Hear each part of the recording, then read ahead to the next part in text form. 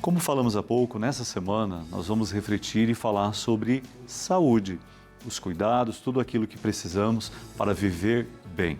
E hoje, neste primeiro dia, nós vamos falar sobre primeiros socorros. É por isso que a Dani saiu aqui do nosso estúdio, foi lá para o pátio do santuário, onde ela vai conversar sobre quais são os primeiros socorros que nós recebemos diante aí de um acidente, de uma intempérie na vida. Ei, Dani, tudo bem? Um clima fresquinho aí do lado de fora?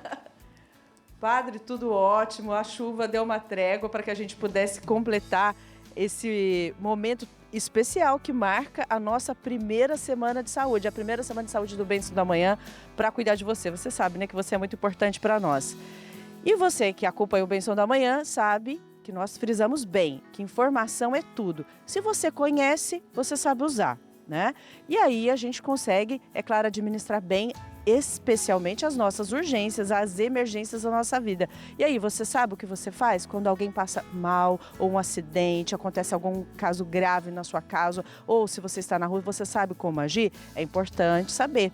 E é claro, né, gente, a informação, ela nos ajuda e é sempre muito bem-vinda. Então, olha, nós estamos aqui, nesse lugar tão gostoso aqui no santuário, e olha só, eu não estou sozinha, está aqui uma equipe muito bem preparada para falar sobre isso. Eu quero receber aqui o doutor Eduardo, médico do SAMU, e também a enfermeira Valesca. Sejam bem-vindos.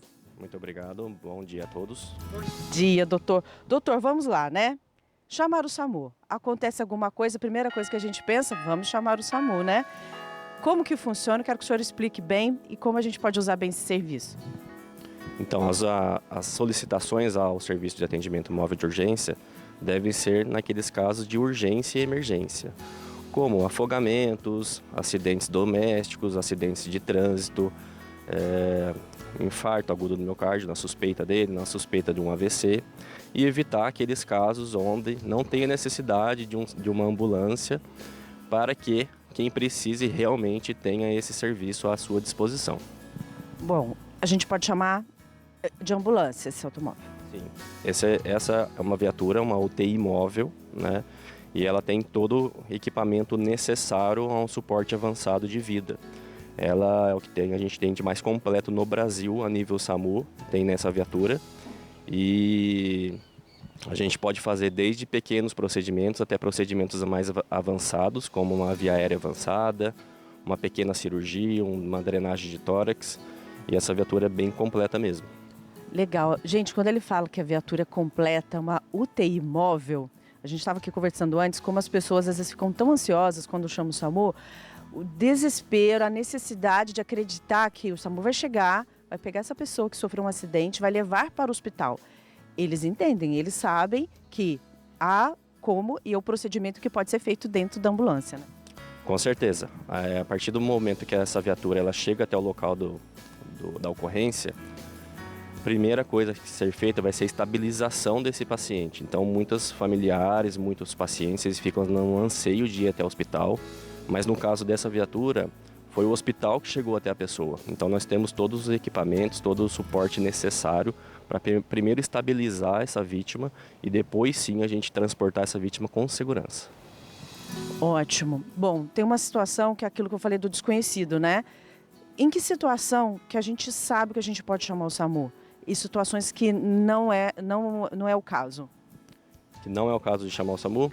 Situações como entorse, situações como febre, dor de cabeça, pacientes com vômito, com diarreia. Isso é muito comum de acontecer, as pessoas chamam o SAMU para basicamente tudo, tá?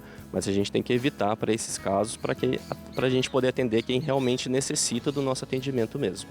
Então vamos para um exemplo bem prático, né? Uma senhora caiu, né? Uma pessoa idosa cai, se machuca. O que eu faço? Eu pego essa senhora, ponho no meu carro e levo, ou eu chamo o SAMU? Geralmente a queda no idoso, né, são os atendimentos que são muito frequentes, esse tipo de ocorrência. O idoso ele fratura o fêmur muito fácil e isso faz com que o idoso ele fica imóvel, tá? Então, nessa situação específica do idoso, quando ele cai, quando tem uma suspeita de fratura, ele está sentindo muita dor, a gente tem que acalmá-lo, deixá-lo deitadinho lá no chão e fazer a comunicação com o 92. Lá no 92, ocorrência será atendida por um técnico, será cadastrada e essa ocorrência será passada para o médico regulador. Existem médicos de plantão no telefone. Esse médico de plantão no telefone, ele vai dar a prioridade necessária a esse atendimento e já vai começar as orientações aos familiares, o que deve ser feito até a chegada da viatura. Maravilha. Então, o doutor já deixou bem avisado, né, que é para a gente não mexer, esperar, né, ter paciência, respirar, porque realmente dá um desespero, né, a gente quer que resolva logo. E também tem aquilo, né, como que eu devo comunicar ao atendente do SAMU o que aconteceu? Como que a gente deve falar para que possa realmente acontecer em tempo hábil? O solicitante, então, tem que permanecer calmo, né, a maior parte do tempo, ele tem que saber explicar para o médico regulador o que está realmente acontecendo, ele tem que saber se localizar. Muita gente liga, não sabe onde está, né? Não sabe o nome da rua, não sabe o número da residência. Informar certinho como que essa vítima se encontra, se ela se encontra consciente, inconsciente, se ela está respirando, se ela está sangrando, se tem alguma deformidade óssea. Então essas informações são de grande valia para o médico regulador, para dar mais agilidade ao atendimento de quem realmente precisa e já dar todo o suporte necessário via telemedicina. Que ótimo. E quando o senhor fala a respeito dessa ligação, a gente não sabe o que acontece, né? Ninguém tem um ataque no coração, assim, a gente passa uma vida e não acontece, às vezes, uma situação dessa grave. Como que a gente sabe? O que a gente deve fazer? Como que a gente deve medir isso? Falar, não, esse caso aqui, identificar que isso daqui eu preciso chamar o SAMU ou não? São casos de urgência e emergência, né? Então, por exemplo, tem sinais clínicos que a gente já sabe. Por exemplo, o paciente começou com uma dor torácica. Essa dor, quando ela é triada por uma pessoa especializada nisso, já vai saber mais ou menos se trata mesmo de um infarto ou se trata apenas de uma dor atípica, que a gente chama.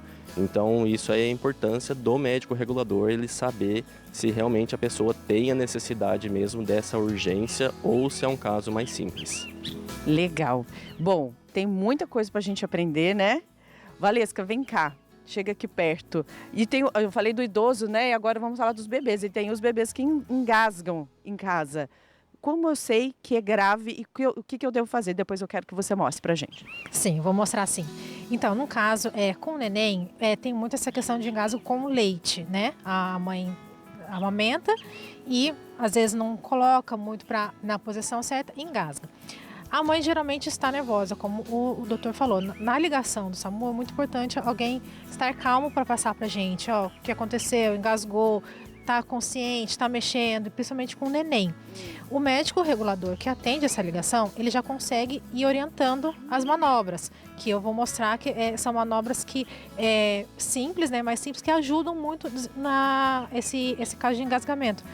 Se a mãe está nervosa, não consegue, a viatura vai de qualquer forma, mas ela já consegue fazer esse primeiro atendimento, aliviar. Ai, que bom, aliviar para ela e para o bebê, principalmente, né? Vamos mostrar? Vamos lá. A gente vai mostrar aqui, então, aqui ao vivo, tá? A enfermeira Valesca, que vai mostrar pra gente como ajudar. Dá pra fazer assim? Dá. Dá? Ó, então, no caso, O bebê engasgou. O bebê... O neném e ele engasgou. O que a gente, o médico vai orientar no telefone, a mãe às vezes fica nervosa. Virar esse neném, eu vou colocar o meu braço aqui no meio da perninha dele e a minha mão aqui aberta na boquinha. Não sei se está dando para ver, tá? A posição, ele tem que estar um pouquinho inclinadinho, porque se eu deixar aqui, eu fazendo a manobra, ele não vai conseguir desengasgar. Então eu inclino um pouquinho. Ah, eu tenho medo de cair por causa dessa posição. Eu posso sentar ou apoiar o joelho. Então, senta. Pode sentar? Aqui, ó, eu apoio, eu tenho mais firmeza. Até mesmo a mãe, no caso do nervoso, ela fica mais segura.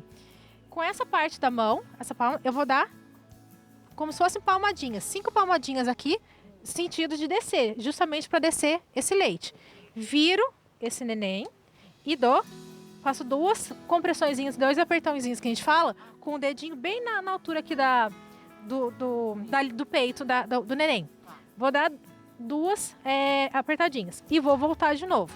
E sempre observando, cada vez que eu faço isso e volto, eu observo se ele está voltando, se saiu leitinho, tá? Porque às vezes nisso, como é líquido, sai muito fácil. Diferente de uma criança maiorzinha que engasga às vezes com bala, o líquido sai mais fácil. Então a gente consegue já ver eliminando e o neném já vai voltando a corzinha. Ah, não voltou? Eu volto, faço 5 palmadinhas, volto aqui, faço 2 compressões. E o que mais, se piorar? O que acontece? Então, nesse caso, a gente já vai, a ambulância já vai estar sendo encaminhada. Porque a dúvida é, às vezes a pessoa está na ligação, acha que vai esperar a ligação acabar para a gente ir. E como é uma central de regulação, às vezes nisso que a mãe está falando com o atendente, a viatura já está no caminho. Então a gente já vai chegar caso não consiga desengasgar nessa manobra.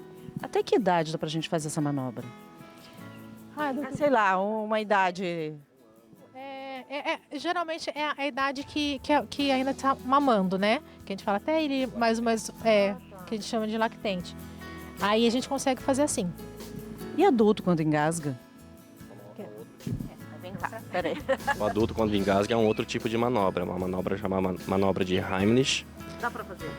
Dá pra gente fazer com uma pessoa, a Valesca pode estar até fazendo em mim aqui pra gente poder demonstrar. Ah, legal. Então a gente fez aqui uma manobra quando os bebês engasgam. A gente vai mostrar agora a manobra quando um adulto engasga. Então uma criança já dá para ser essa manobra, né? A criança maiorzinha já consegue fazer desse modelo. Desse modelo. Isso. Tá, então vamos lá.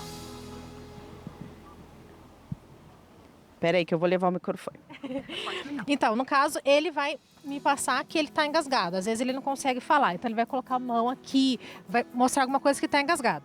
Eu vou me posicionar atrás dele, lembrando sempre de deixar uma perna para frente, porque caso ele caia, eu conseguir segurar. Ah, tá. E você também ter força para aguentar. Força, ainda mais, né, que ele é maior que eu, bem mais alto que eu.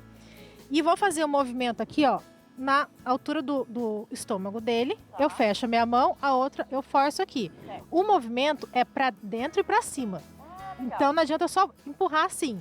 Eu tenho que fazer como se fosse um J. Então eu vou fazer assim e para cima. Aí eu vou estimular aquilo que tá ali a subir e ele expelir. É só isso? Olha que ótimo! Na grande maioria das vezes a gente já consegue desengasgar o paciente dessa forma, só com essa manobra. Ai, que ótimo. E muitas vezes somente e já auxiliando a pessoa por telefone. Por telefone. Por isso a importância de ter a paciência para conversar com o médico do telefone. Às vezes o solicitante acha que o médico está conversando com ele e está perdendo tempo de mandar a viatura. Só que a viatura já está indo para o local e o médico está tentando auxiliar já a fazer os primeiros socorros. Muito bom, gente. Olha, 2 super dicas. Vamos visitar essa casa, esse hospital, essa UTI móvel que eu fiquei encantada. E vamos aqui por trás para ficar mais fácil e também a gente aproveitar e falar do pessoal que às vezes o coração bate mais forte, né, doutor? Sim. Aí a pessoa passa mal e a gente precisa entender. Gente, que linda! Adorei. Muito legal, viu? Dá calma, isso traz calma para quem passa mal, né? Saber que tem uma estrutura ideal, né, com pessoas específicas, especializadas para atender. Olha, gente, isso tudo faz uma diferença. Isso aqui é acolhimento, viu? Isso aqui é acolhimento, isso é nosso. E a gente precisa entender bem como funciona para a gente poder saber usar. Doutor, mostra um pouquinho, então, o que tem aqui. Então essa viatura é uma das viaturas mais equipadas a nível SAMU do Brasil. Então a gente tem vários dispositivos que podem ser utilizados na hora da urgência, tá? Então a gente conta nessa viatura com aparelho de ultrassom portátil. Então a gente pode estar fazendo ultrassom já na vítima, na viatura, para poder, por exemplo, pegar um acesso central, que é uma veia mais profunda que a gente pega. Então o aparelho de ultrassom auxilia para a gente saber se essa vítima já está tendo um sangramento intratorácico, se essa vítima já está tendo um sangramento intraabdominal, para ver quais medidas que a gente vai tomar de acordo com a sua gravidade. Nós também contamos aí com um aparelho, um dispositivo de intubação. Esse é um dispositivo de intubação por vídeo. Usava-se antigamente, ainda usa-se o dispositivo manual, mas esse é um dispositivo por vídeo. Então a gente consegue utilizar isso. Esse aparelho entra dentro da boca do paciente e a gente consegue visualizar lá onde a gente está indo para poder fazer a intubação desse paciente. A gente conta também com esse aparelho, esse dispositivo chamado Lucas. A gente pode entrar ali para ver? Pode? Dá para entrar? Vamos lá? Peraí que eu vou subir aqui, que ele vai mostrar o aparelho chamado Lucas para nós. Ai, pai, com licença. Nós somos uma das poucas unidades de SAMU que contamos com esse dispositivo. Então, esse dispositivo é um dispositivo compressor torácico mecânico, ele é automatizado, então ele substitui o humano na hora da ressuscitação cardiopulmonar nos casos de parada cardiorrespiratória. Então, quando o humano ele precisa de uma massagem cardíaca, esse dispositivo faz esse papel, fazendo com que a equipe não tenha mais essa função e a equipe podendo se preocupar com outras situações, como a via aérea do paciente, como o acesso venoso do paciente. E esse dispositivo também facilita o paciente ser transportado e sendo massageado ao mesmo tempo, coisa que com o humano é muito difícil devido à velocidade da viatura, devido às nossas ruas serem muito esburacadas e acaba mexendo muito aqui na ambulância. Esse dispositivo ele consegue fazer isso tranquilamente. Ele é mais preciso, né? Ele é mais preciso, o humano cansa, esse dispositivo ele não cansa, ele dura mais ou menos 40 minutos essa bateria dele, então se precisar a gente tem outra bateria reserva. A taxa de reanimação do paciente melhorou muito depois que a gente adquiriu esse dispositivo.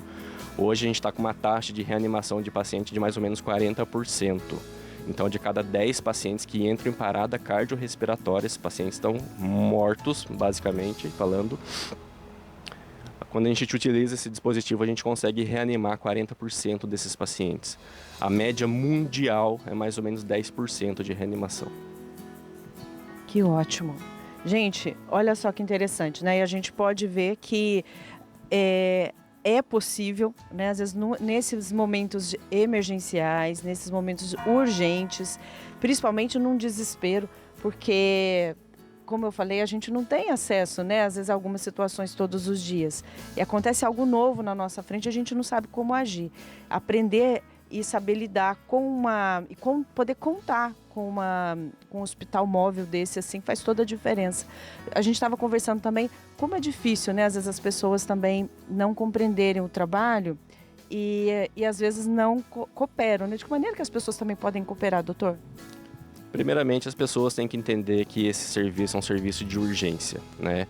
Evitando acionar esse serviço para coisas mais simples, né? Como a gente falou no início da entrevista, as pessoas acabam acionando o serviço para uma febre, para um vômito, para uma dor de cabeça, coisas que dá para muito bem essa pessoa ir até o hospital. Não que essa pessoa não precise de um atendimento médico, ela precisa, mas ela pode ir no hospital de uma outra forma. Um familiar pode estar levando, um vizinho pode estar levando, pode estar acionando um táxi para levar ela, não necessitando de uma viatura para estar levando ela, para a gente priorizar para que realmente quem precisa, né? As pessoas, os solicitantes, né, os familiares, eles nos ajudam também durante uma ocorrência. Os familiares mais calmos, às vezes a gente precisa de mais mão de obra para poder nos auxiliar. E isso é de grande valia na hora da ocorrência, pegar um familiar mais calmo ali para poder prestar um atendimento também, nos ajudar no atendimento em si,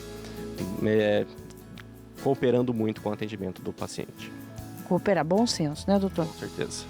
Quando a gente fala também de bom senso, às vezes tem situações assim de idosos, né, que já estão acamados, já estão numa situação ruim. Esse idoso passa mal, esse idoso já tem uma rotina de ir para o hospital, fazer um tratamento que o próprio familiar leva, mas ele passa mal. Ele tem ali uma condição mais precária que é percebido pelo familiar, pelo acompanhante. Chama-se o SAMU? Sim, na grande maioria das vezes chama-se o SAMU. E aí, com o médico regulador que vai decidir se realmente é um caso de urgência ou se não, se é apenas um caso mais simples que dá para esse idoso ou receber um tratamento em casa. O médico do SAMU ele orienta também os tratamentos em casa. Por exemplo, a pessoa já tem uma medicação em casa, orienta qual remédio já vai dar, então não necessitando todas as vezes irem para o hospital. Então, quando a gente pensa em SAMU, a gente pensa na remoção e o transporte para o hospital. Na verdade, já começa, gente, quando você chama o SAMU, já é a orientação por telefone, eles já vão te acalmando primeiramente, vão te orientando e você já pode ir tendo se movimentando, né? Manejando aí para que tudo fique calmo. Agora, uma dúvida. Há um acidente que tem mais de uma pessoa. Quantas pessoas esse hospital móvel atende e como funciona quando tem mais de uma pessoa? Então, existem os atendimentos de catástrofes, né? Por exemplo, um ônibus veio a se acidentar, temos diversas vítimas. É uma ocorrência super difícil para a gente, uma ocorrência, né, mais complexa. Nessa ocorrência, o solicitante deve passar já para o médico da regulação mais ou menos a quantidade de vítimas, sempre estimando para mais. Por exemplo, um ônibus tem 45 lugares, já dizer que tem uns 50 vítimas. Para quê? Para que a gente já possa mobilizar todos os apoios necessários, tá? Então, a primeira viatura avançada a chegar na ocorrência vai ser uma viatura que vai tentar organizar essa ocorrência, porque é uma catástrofe que está acontecendo. A gente, em Guaratinguetá, a gente se prepara, inclusive aqui para Aparecida, né, de acordo com a quantidade absurda de pessoas que têm Aparecida nos finais de semana. Isso é uma preocupação que a gente tem, a Aparecida é uma preocupação para a gente, de acordo com a aglomeração de pessoas, e isso pode ocasionar várias catástrofes, e a gente está preparado para isso. A gente tem planos de contingência, a gente tem planos de atendimento à catástrofe, tem protocolos para atendimento à catástrofe, onde a gente vai necessitar de muita gente envolvida para poder dar o suporte a esse tipo de ocorrência. Muito bom. Parabéns pelo trabalho, Valesca, doutor Eduardo, e que a gente continue, né, seguindo a missão de poder atender, de poder também aprender, ensinar. É importante que você, hoje que você aprendeu, você também fale isso, viu? Não fica compartilhando sua coisa ruim, né? Ou então porque um serviço não faz algo bom, não te atendeu da maneira que você esperava. Compartilhe coisas boas também, compartilhe o que você aprendeu. Nós ensinamos hoje algo que faz a diferença, que nos ajuda muito no dia a dia. E desejo que vocês possam, sabe, ter coragem, ter saúde, né? E alegria e fé, né, nessa caminhada, nesse processo, porque não é fácil lidar com a vida, né? É isso aí, não é nada fácil, a gente tem que ter um preparo muito grande, a gente tem que ter um preparo psicológico muito grande para atender essas ocorrências. E gostaria de dizer para a população que acreditem no SAMU, contem com o SAMU está preparado para atender vocês. É um serviço gratuito, é um serviço totalmente SUS, que vai atender desde o mais pobre ao mais rico, vamos dizer assim, tá? Então contem com o SAMU, contem com a gente. Valesca, obrigada. Obrigada, bom dia a todos. E só lembrando que, como o doutor falou, a gente atende a todos de maneira igual e a gente está sempre em treinamento, porque eu acho que a gente está sempre aprendendo em cada ocorrência e a gente no SAMU, a gente passa por muitos treinamentos, a enfermagem, a equipe médica, e contem com a gente. Obrigada. Que bom, obrigada, gente, mais uma vez. E olha, aprendemos hoje, hein? Emergência, urgência 192, chama o SAMU, tá bom? E agradeça sempre esse serviço que está sempre disponível para você. Nós vamos para o intervalo, gente, rapidinho. Daqui a pouco, muito mais bênçãos para você.